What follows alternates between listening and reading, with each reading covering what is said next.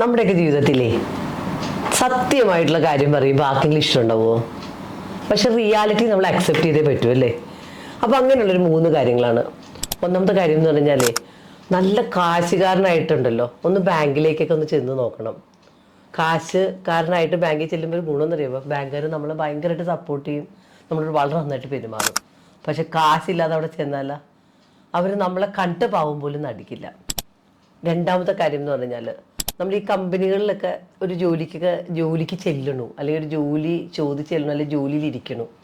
അപ്പോൾ ആ കമ്പനിയിൽ നമ്മൾ ഏറ്റവും ബെസ്റ്റായിട്ട് പോകണമെങ്കിൽ നമ്മൾ കയറുന്ന അവസ്ഥയിലാവരുത്, നല്ല സ്കിൽഡായിരിക്കണം. അപ്പം നമ്മളെ റീപ്ലേസ് ചെയ്യാൻ പറ്റാത്ത ലെവലിലേക്ക് അത്രയും സ്കിൽഡാണ് നമ്മളെങ്കിൽ ഒരിക്കലും അവന്മാർ നമ്മളോട് മോശമായിട്ട് പെരുമാറില്ല. എഗെയിൻ സാധാരണ ആൾക്കാർ പോലും നമ്മളുടെ വീട്ടിലാവാം പുറത്താവാം, നമ്മളെ ആൾക്കാർ നന്നായിട്ട് നമ്മളോട് പെരുമാറണമെങ്കിൽ നമ്മളെപ്പോഴും നമ്മളുടെ ഷേപ്പിലായിരിക്കണം. അപ്പോൾ നമ്മളെപ്പോഴും അതിനുവേണ്ടി എന്ത് ചെയ്യണം? നമ്മുടെ ലൈഫിൽ നമ്മൾ കാശ് സമ്പാദിക്കണം, എവറി ഡേ എക്സസൈസ് ചെയ്യണം, എഗെയിൻ നമ്മൾ എപ്പോഴും സ്കിൽഡായിരിക്കണം.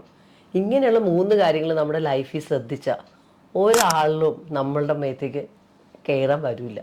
നമുക്ക് നമ്മുടെ സ്പേസിൽ അടിപൊളിയായിട്ട് ഐഡൻറ്റിറ്റിയോടെ ജീവിക്കാൻ പറ്റും. So mind it.